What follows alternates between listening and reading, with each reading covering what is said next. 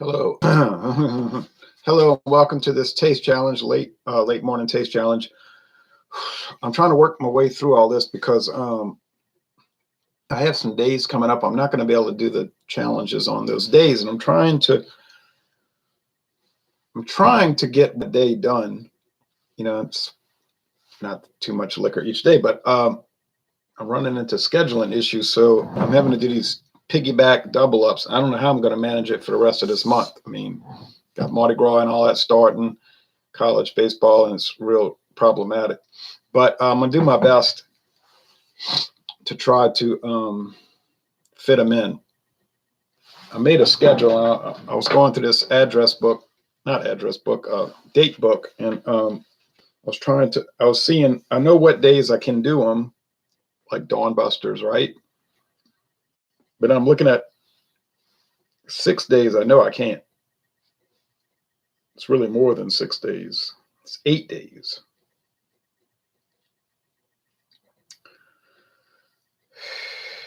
I don't know. I hate to miss a day, because then you fall behind and you don't. I'm saying me. I fall behind and I can't get through the brands.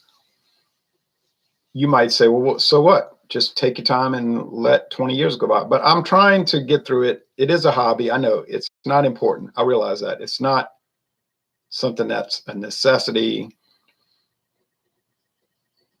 But on the other hand, I am trying to do it. And I'll think about these things like at night, I'll be laying in bed thinking, okay, I want to do this on that date. And then I'll be thinking of the lineup. I fell asleep last night trying to figure out the lineup. I woke up and said, oh, didn't figure out the lineup. So I've been doing the scotch, blended scotch. That's coming to an end because I'm planning on Saturday doing the Highland Mist versus Johnny Walker Red Label. And then Sunday doing the Scoresby versus Johnny Walker Red Label. So that's going to end the scotch for a few months. But then I have bourbon coming in, and I have the Jim Beam Repeal Batch, non-chill filtered. And then I got to go all the different bourbon brands I have, right? Jack Daniels, Old Number 7, Jack Daniels Number 7, the green label. Virginia Black, Woodford Reserve, Blanton's, Stedman Select.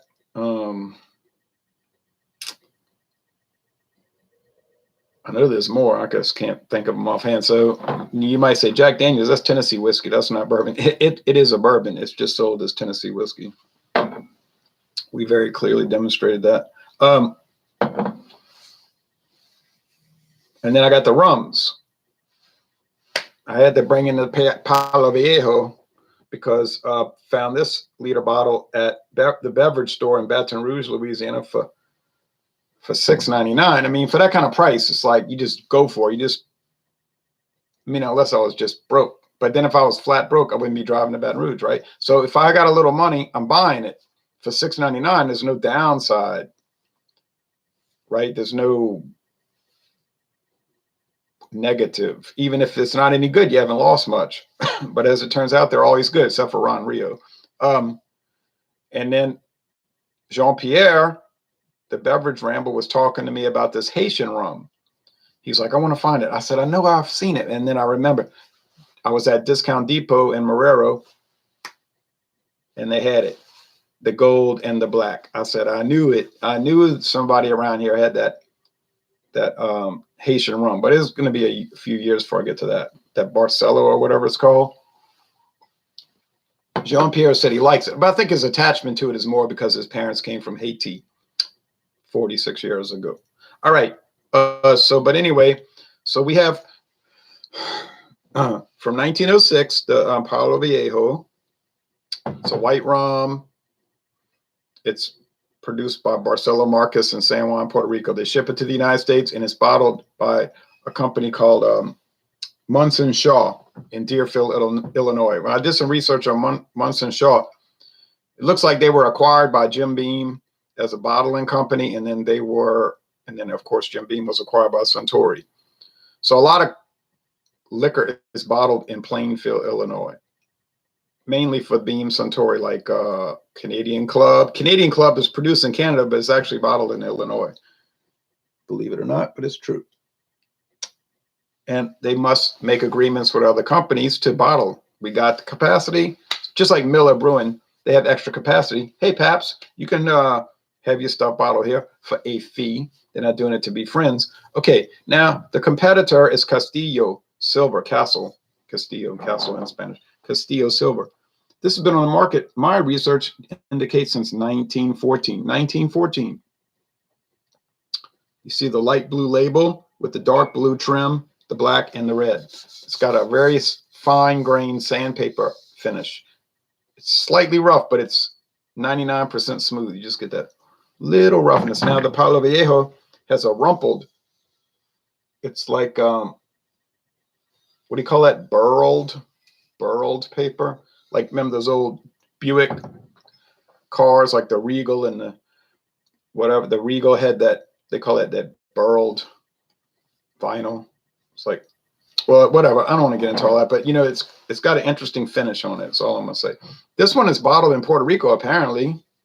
It's not like the Bacardi brands that are bottled in Jacksonville, Florida, but this is a Bacardi brand these days. I think they bought them out because the company was called Ronda Castillo y Silla, Cantano, Puerto Rico. But it's clearly a Bacardi brand today because if you look on the Bacardi Limited website, they list this under their other brands. And there's also a Castillo Gold, which I own.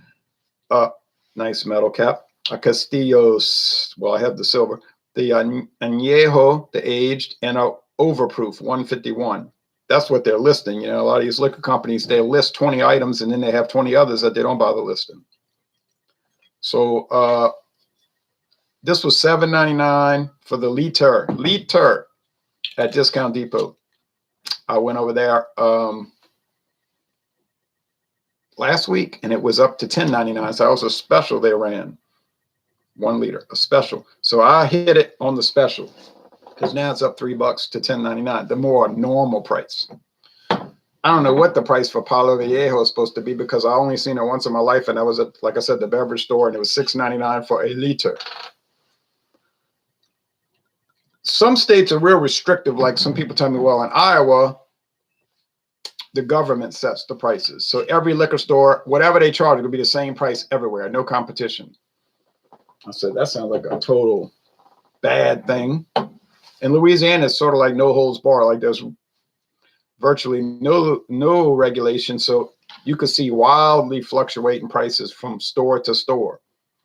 We do have liquor stores, but liquor is more commonly available in a grocery store or a drugstore like CVS or Walgreens, or a convenience store like Racetrack or Shell gas station, which around here they have Big River as their convenience store, Big River. So, you know, the Mississippi River. So anyway, or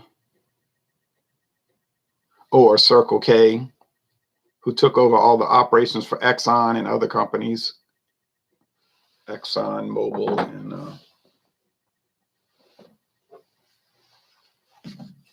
Valero, I think.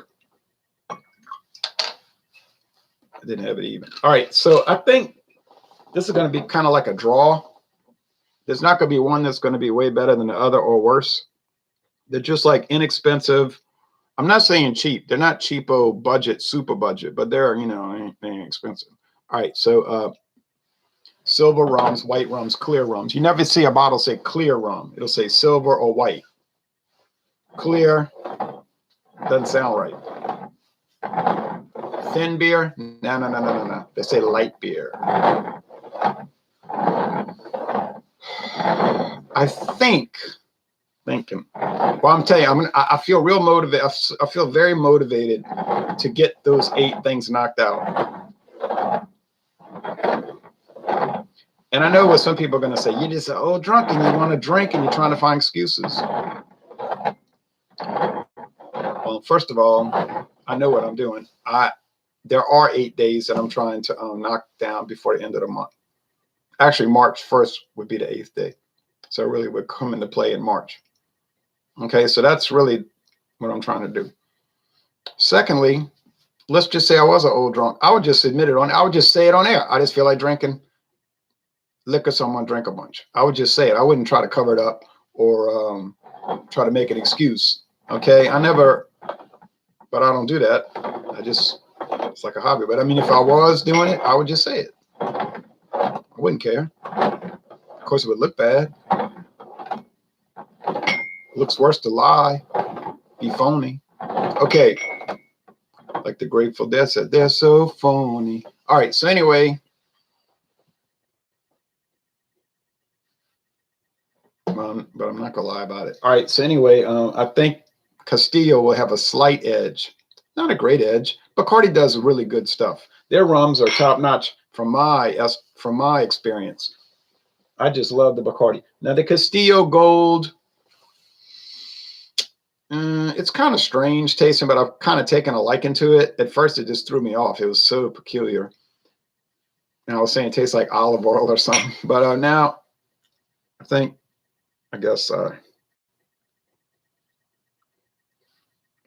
didn't understand it or whatever. I eat the salad. The lettuce is in my teeth. Okay, I don't have to worry about appearance. They're both what? Clear. Got it. They might be aged a year in used white oak, okay? A year. You say, oh, wow, a whole year. Yeah, I mean, these rums generally are not aged very long. It's a minimal thing. Some will be a year. Now, do I have some old age rums? Yeah. Told you all that. I have the Bacardi. That's a piece of paper. I have Bacardi Ocho Reserva Ocho, the 8-year. And I have the Diaz, Grand Reserva Diaz, the 10-year age. It's really dynamite. It really ain't $6.99 a liter. It's $40 for a 750. Makes sense. This smells clean. Get the oak. It's like wood in your nose, like a wood aroma. Wood, the wood.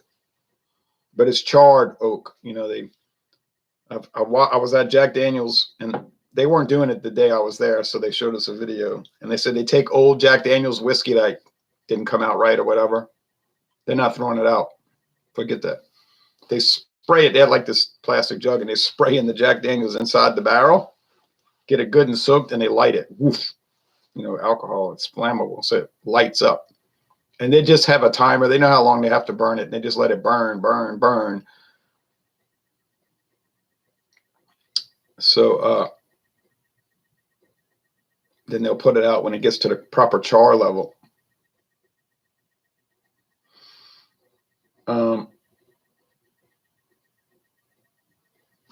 And these companies, the rum companies, typically, like Canadian and Scotch whiskey companies, typically buy used American bourbon barrels. They don't throw them out. They just reuse them. Because once you use the barrel the first time, you can't make bourbon in a used barrel. You can make American whiskey like early times.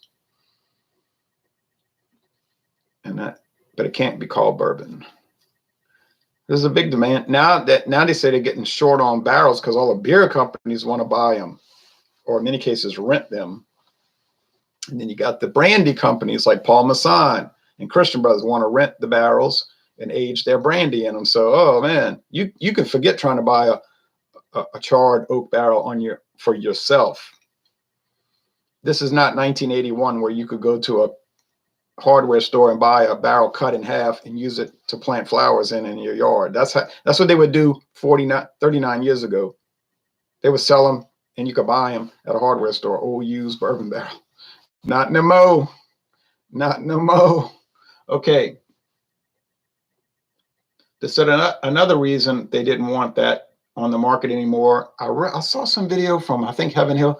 They said the U.S. government was advising them that they didn't want them selling them the whole barrel. They said people were buying them to make their own liquor. Oh no, how could that be? That's terrible. You mean people making their own distilled beverages at home in the land of the free? Oh no, can't have that. It's got to be controlled and highly regulated in the land of the free. And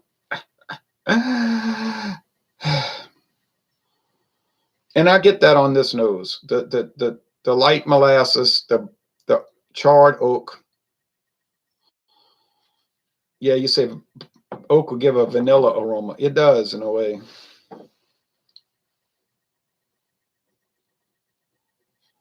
This is not the same aroma. What is this one like? It's hard to describe these in proper terms. People will sometimes tell me, I don't think you do a good job describing the product. Well, I agree with that. I'm just telling you, this is what I'm trying to translate it to you as. You would have to drink it on your own. What else? I don't know.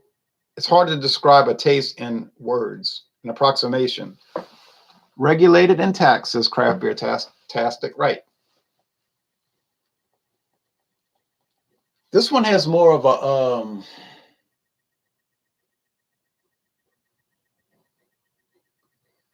burnt Cato burnt. This one has more of a I want to say like wedding cake frosting aroma. You say wedding cake frosting aroma. Yeah, like a bride's cake. I never stay for those. I never get to eat bride's cake because you go to a wedding and it goes on and on and on, and then they want to wait to cut the cake until like so long. I usually just leave, considering I don't even want to be there in the first place. You say, oh, you're bad. I'm not bad. I just don't like going. I've been to so many weddings. I don't see what's fun about it, but you say, well, some parts could be fun. I guess. It's like tedious to me, like some kind of requirement. Anyway, but I never can stay around. I can't even tolerate long enough to wait for that wedding cake. That's what this smells like.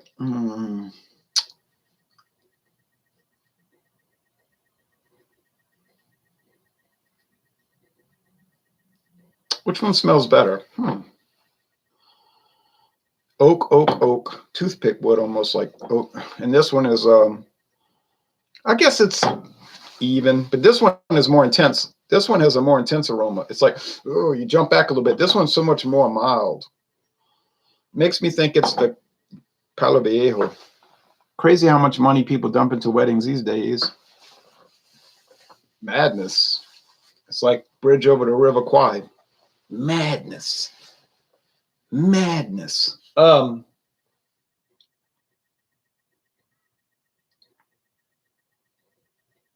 right, so I think initially this is the Palo Viejo in my right hand. This is my left hand, but it could be reversed for you. But in my left hand, I think it's the Castillo, but I'm not sure. I got to taste it. Castillo, am I getting through it? Got about 75% left, and I have not been gulping it. Hadn't been stingy with it either, though.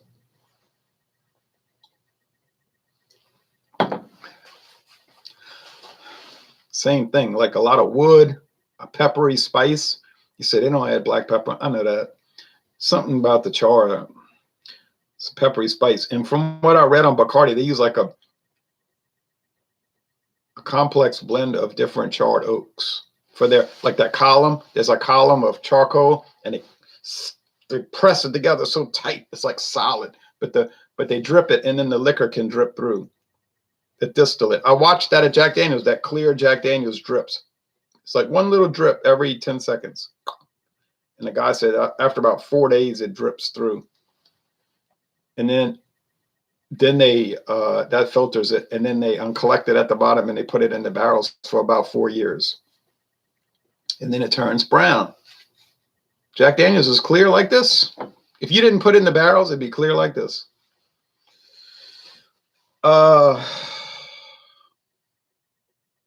We've been having a lot of controversy about barrel aging and age statements. Like John Anile got the Whiskey Scout. Well, the Whiskey Scout sent him a Jim Beam Black 8-year age, and they said they no longer make that. They just make a Jim Beam Black no age statement. And a lot of people have been saying that the liquor companies are trying to cheat the public by cutting back on the age. But the liquor companies said, no, blame the government, don't blame us. And I'm saying they're probably right, because What they told me on the Jack Daniels tour, they said if you make an age statement, you got to pay a tax on it. Like the higher the actual stated age, the more tax you got to pay. He said that's craziness. The government taxes the taxes. You got that right. So they're like taxing the liquor on the actual liquor itself. Then they turn it right around and taxing the age. Like the Beatles said, if you take a walk, they'll tax your feet and they'll tax the street because I'm the tax man and you're working for no one but me. And so it makes you very libertarian if you get onto these liquor sites and you start to study the tax structure. It wouldn't make you turn into a Bernie Sanders guy unless you were mad, you're out of your mind. It would make you turn libertarian. Like you say, why are they taxing me to death? You know, so you're going to tax the age.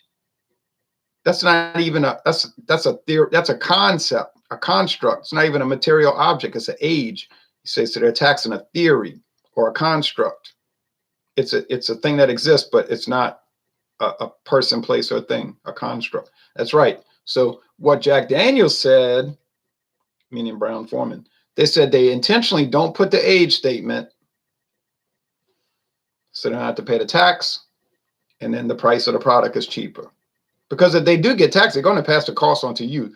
Look, I don't know where you've been or what Marxist. Okay, let me not say all. Who taught you economics in free enterprise class or whatever they call it, civics class or both? Listen to me, please wake up. Big companies do not pay taxes. You say, oh no, they charge them $10 more on this. No, man. They just charge $10 more for the product and you pay it. They pass the cost on to you, okay? Please wake up. So if they paying a tax on the age, they're just going to jack up the price for whatever that tax was and you're going to pay it, okay? Who pays taxes? You, the consumer, not the company. They only pay taxes in theory. In a practical sense, you're paying the tax. So if there's a wealth tax, what that means is you're paying it. Sorry, hate to wake you up. That's the reality. And so they said that all these liquor companies started dropping age statements, not to cheat you. It's not the man trying to cheat you, the rich fat cat liquor guy trying to cheat you. Wrong. They're trying to avoid having to pay the tax so that you don't have to pay the elevated price for something that's practically no different. So if they don't put an age, like I was watching the Heaven Hill, don't say this out in post. I was watching the Heaven Hill video. The guy's like, you used to age the whiskey eight years on the bottle. It said 8 years. Now you don't have the age statement. Why are you doing this? He's like, look, he didn't really want to talk about it on air. He's like, they got a tax, you got to put. He's like, but if we don't put the tax, if we don't put the age statement, get it? It'll still be aged. Oh, you never know, about 6 to 8 years. And then it's the same product. They can't even say it on the air. It's aged 8 years still, because then what? Here comes Tax and Trade Bureau. Sir, we watched your video that you made with those German whiskey guys, and you very clearly stated that it was 8 years. Therefore, we have established a definitive statement from you, the company representative, that the whiskey is in fact aged 8 years. So you're going to have to pay the tax on the particular product. You know, so what the guys say, still could be about 6 to 8 years. See, so they're being evasive. It's not to rip you off. And I'm not a defender of these companies. Oh, no. But that's the reality.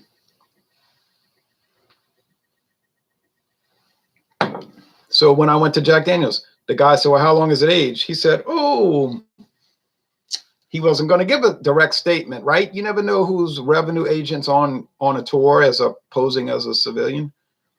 So the man said, well, in the past, we said 4 years.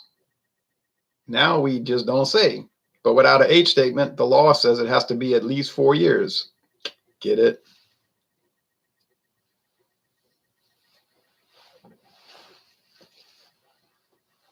All right. be honest, I'd rather not pay the tax and not have the age statement if it's practically the same thing without the, the government getting the yayo. All right. These both taste fine. All right. So if I was buying a rum, and evidence shows that I have done that many times, I'll just go with Palo Viejo because it's $1 cheaper per liter. All right. Now, I can't get it in this parish. I can't get it in New Orleans. To my knowledge, I saw it at one liquor store in my life in Baton Rouge. Now, if there's one, there's more. You know that. If there's one, there's more. If you catch a mouse in your house, you know there's more because they like to run together. If you see one liquor brand at a store in your town, you just know there's some more available somewhere else. But the question is where? Now,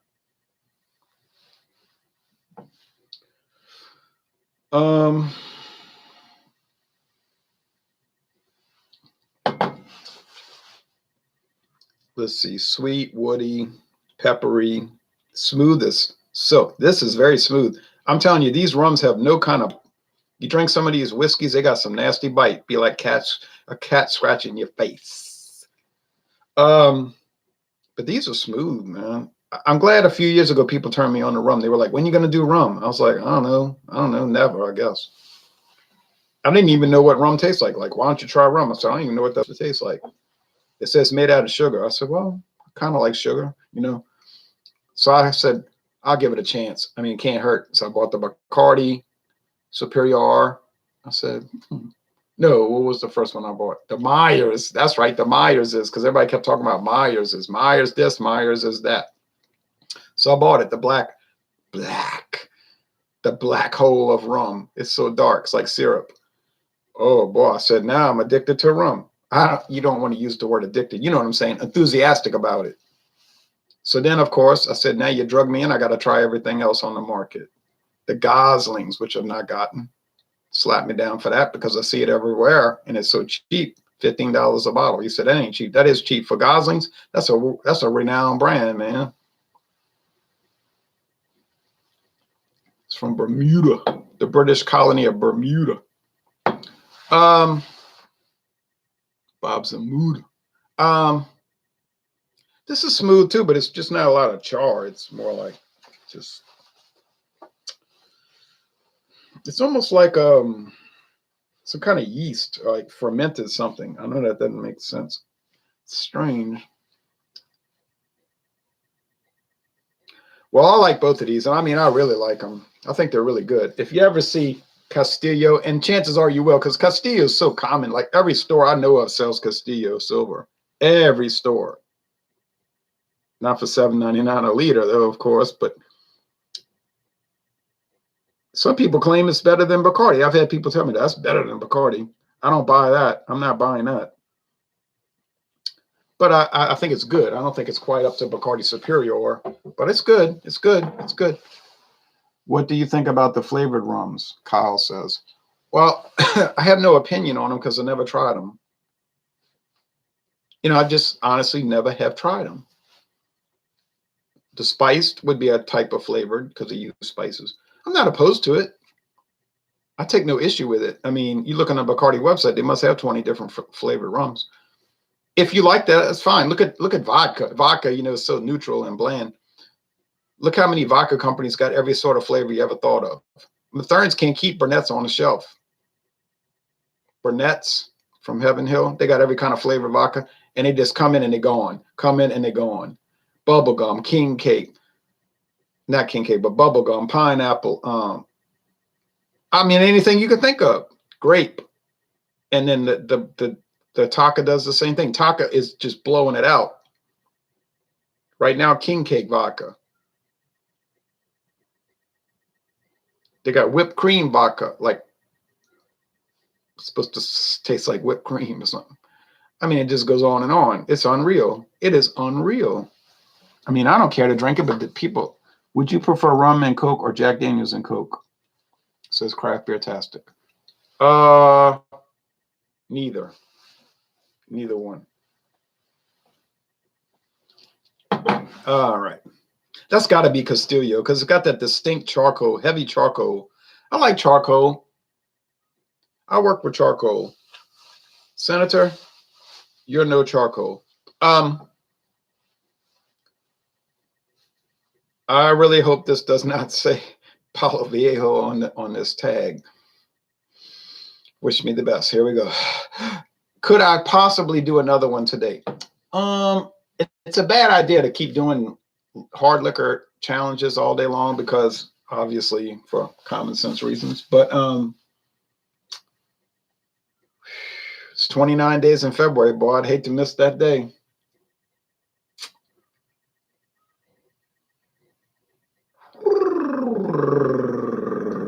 I gotta think about it.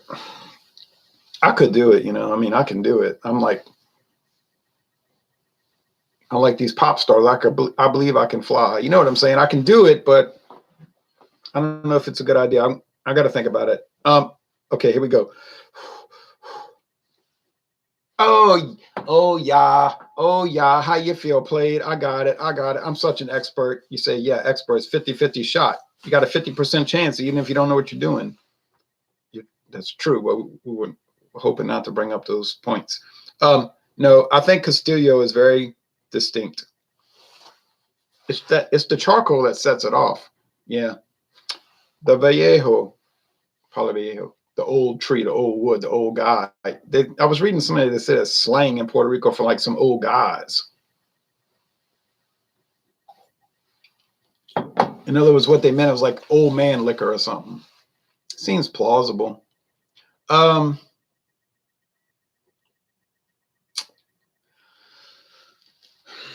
It's like some kind of yeast.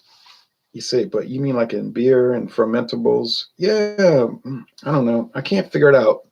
It's good though. It's really good. It's really good.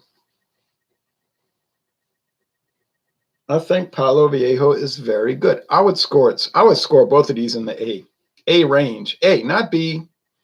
No, forget B. B just means good. Like it's good. No, these are not just good. These are excellent. These are excellent products. I don't care what the cost is. I don't care. Castillo Silver. Why is it so popular? Because it tastes really good. Yeah, it's just because it's cheap. Wrong. I can show you some cheap rums that I have that are ghastly and horrendous. This ain't one of them. Palo Viejo. Why is it pop? Well, it ain't popular. It's almost. I did the first video review for this product in the world. Some people did it. One person did a video from like 10 years ago about how to make a mixed drink with it, which I didn't watch. I would never do that. But oh yeah, this is a guaranteed winner. I really say that it's a guaranteed winner. Do I receive any money from Palo Viejo? I mean, Marques, Barcello, Marques and company for saying that. No, I do not receive any money. Not to say I would turn it down. How many dollars have I received from beer, wine, and liquor companies for saying their products were excellent? I haven't received any money. I'm over here bragging on their products. I don't get any money. What's going on around here? You know, it's like, where's the money? Oh, well. Now, if by chance, and I would say the chances are not good, but not necessarily out of the realm of possibility, because the schedule today is good. And I'll admit that. If by some bizarre turn of events, in other words, I get other stuff done that I want to do, that I could do another taste challenge today, I think I would not do rum again today. I would go back to scotch, which would mean what? You say, oh, don't say it. Don't tell me this. You mean Johnny Walker versus Highland Mist? Johnny Walker Red versus Highland Mist? I have to say it. I'm sorry, I have to say it. That's what it would be. Highland Mist is kind of a fun product because you shake your head when you drink it. You're like, really? People buy this? Okay, okay. All right. It's unique, let's call it, but not boring. Not boring. Some people would say, you mean scary? I'm not saying scary, but unique. All right, that's it. All right, enough of that rigmarole. All right, so just keep your eyes and ears open, because you might not only be hearing the mamas and the papas, if you can believe your eyes and ears, but you might be seeing another one. I mean, I'm just gonna go, oh wow, maybe.